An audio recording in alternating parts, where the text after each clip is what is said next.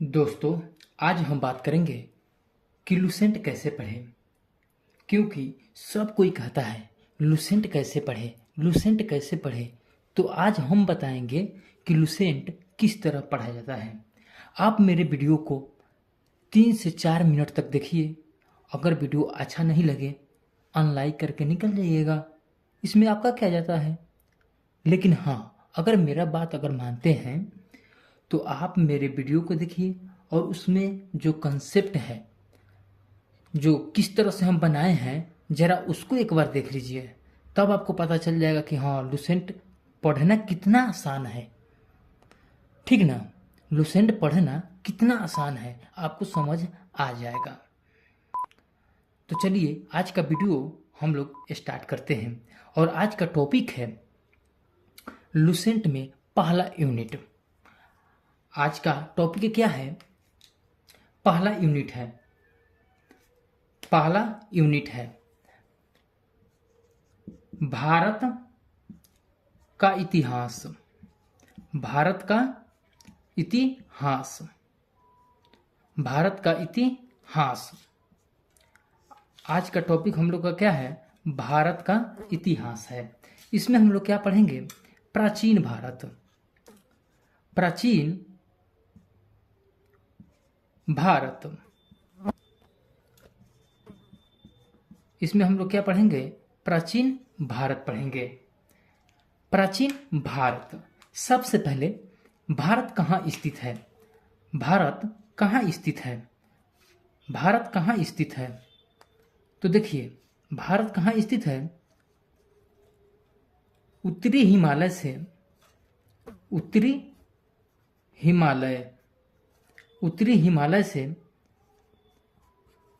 दक्षिण समुद्र तक। दक्षिणी समुद्र। उत्तरी हिमालय से लेकर दक्षिणी समुद्र के मध्य कहाँ? भारत स्थित है। ठीक न? उत्तरी हिमालय से दक्षिणी समुद्र के मध्य भारत स्थित है। देखिए, भारत भारत का नाम भारत क्यों पड़ा? तो राजा भरत के नाम पर भारत नाम पड़ा। भारत नाम क्यों पड़ा? तो राजा भरत के नाम पर भारत नाम पड़ा। ठीक है। देखिए, भारत का अन्य नाम क्या है? तो भारत का अन्य नाम इंडिया है। भारत का अन्य नाम क्या है? इंडिया है। भारत का अन्य नाम इंडिया है। ठीक है, इंडिया है। अब इंडिया किसने कहा था? इंडिया किसने कहा था? तो यूनानी और ग्रीक। यूनानी और ग्रीक। यूनानी और ग्रीक। भारत का अन्य नाम क्या है? इंडिया है। अब इंडिया किसने कहा था? तो यूनानी और ग्रीक ने कहा था। ठीक ना? देखिए, भारत का अन्य नाम एक और भी है, हिंदुस्तान। भारत का अन्य नाम क्या है? हिंदुस्तान। हिंदुस्तान। भारत का अन्य नाम क्या है? हिंदुस्तान। भारत का अन्य नाम क्या है? हिंदुस्तान। ठीक ना? अब हिंदुस्तान किसने कहा था? तो देखिए, मुस्लिम इतिहासकार। मुस्लिम इतिहासकार। मुस्लिम इतिहासकार। भारत का अन्य नाम क्या है? हिंदुस्तान है। अब हिंदुस्तान किसने कहा था? तो मुस्लिम इतिहासकारों ने कहा था। देखिए, हिंदुस्तान में ही सिंधु नदी बहती है। हिंदुस्तान में ही सिंधु नदी बहती है। ठीक ना? हिंदुस्तान में ही सिंधु नदी बहती है। और यहाँ के मुस्लिम लोग, यहाँ के मुस्लिम लोग सा को हा पढ़ते थे। हा पढ़ते थे। इसीलिए क्या निकलता था? हिंदुस्तान निकलता था। इसीलिए क्या निकलता था? हिंदुस्तान निकलता था। इतिहास। इतिहास इतिहास को हम लोग 3 भागों में बांट कर पढ़ेंगे। पहला भाग प्राचीन भारत और दूसरा है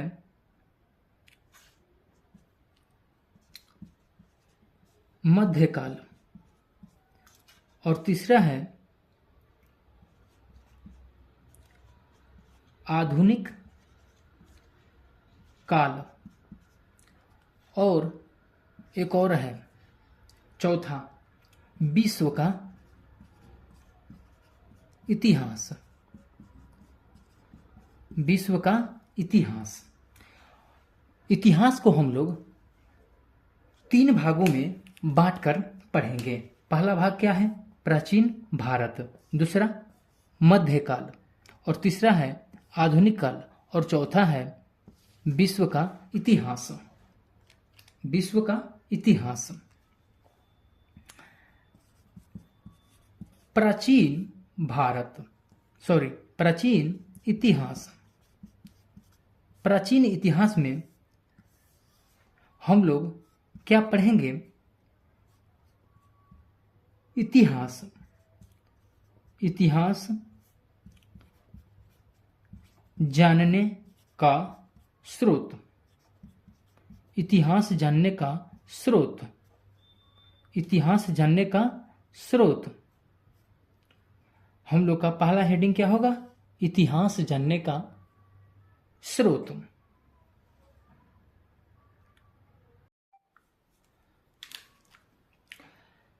तो चलिए हम लोग जानेंगे इतिहास जानने का स्रोत में कौन कौन से टॉपिक को कवर करेंगे। पहला टॉपिक है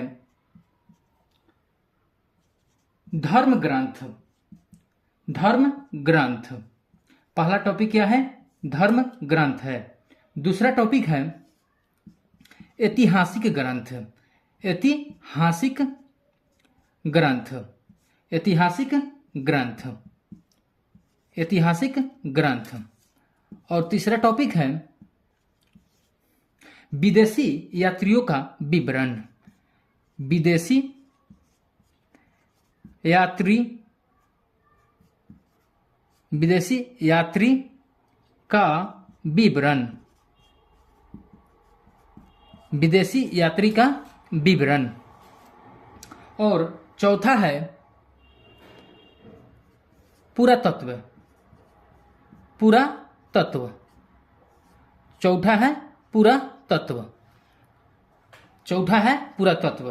देखिए पहला है धर्म ग्रंथ। अब इसके अंतर्गत कौन कौन से टॉपिक को हम लोग कवर करेंगे एक बार उसको देख लेते हैं। इसके अंदर वेद, वेदांग, वेद, वेदांग, पुराण, उपनिषद। उपनिषद। इसके अंदर वेद, वेदांग, पुराण और उपनिषद, ये सारे टॉपिक को जो है हम लोग कवर करेंगे। और ऐतिहासिक ग्रंथ के अंतर्गत कौन कौन से टॉपिक कवर करेंगे? जातक, आगम, अष्टाध्यायी, अष्टाध्यायी और राजतरंगिणी। राजतरंगिणी। इसके अंतर्गत हम लोग कौन कौन से टॉपिक कवर करेंगे? जातक, आगम, अष्टाध्यायी और राजतरंगिणी। अब हम लोग बात करेंगे विदेशी यात्रियों का विवरण में कौन कौन से टॉपिक को कवर करेंगे। तो चीनी, यूनानी, रोमन, अरबी लेखक। अरबी लेखक। अरबी लेखक। ये सारे टॉपिक को जो है ना हम लोग कवर करेंगे। और पुरातत्व के और चौथा है पुरातत्व यानी खुदाई। खुदाई, साक्ष्य यानी क्या क्या चीज से साक्ष्य मिला। इतिहास जानने की स्रोत। साक्ष्य ये सारे के सारे टॉपिक को जो है ना कवर करेंगे एक एक करके। तो चलिए हम लोग हेडिंग देते हैं, कौन सी, वेद। इसको एक बार मिटा लेते हैं, वेद। हेडिंग देते हैं वेद। हम लोग का टॉपिक क्या है, वेद।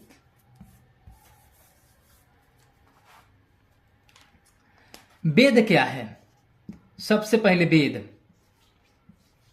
इसको हम लोग कवर करेंगे। वेद, देखिए वेद की रचना किसने किया था, वेदों की रचना किसने किया था, तो महर्षि कृष्ण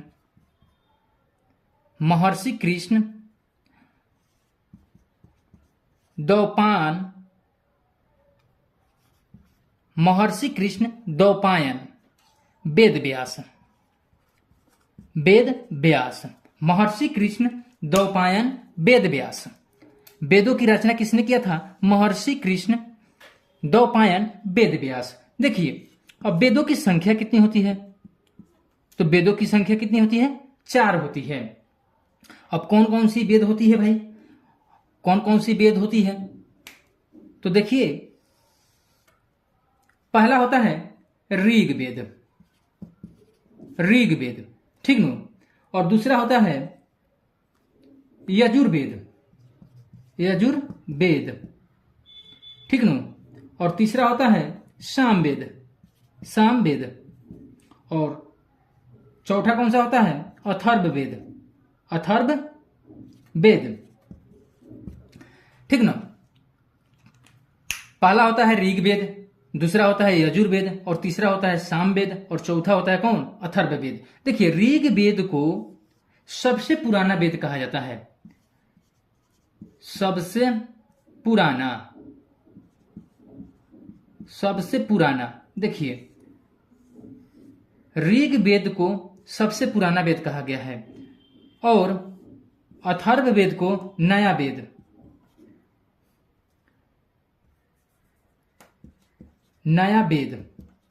अथर्ववेद को नया वेद कहा जाता है, ठीक ना।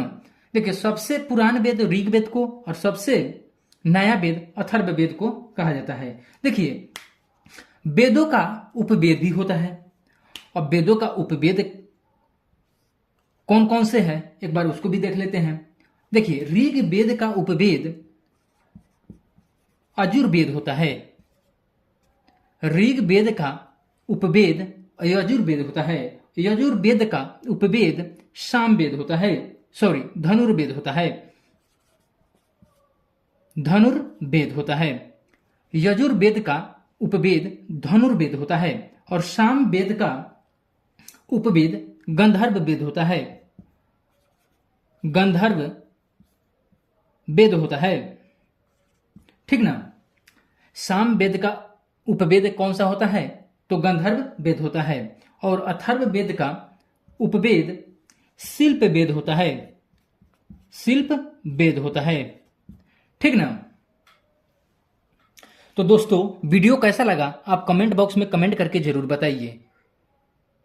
इसी में का इतिहास जानने की स्रोत में हम लोग टॉपिक वाइज कवर करेंगे।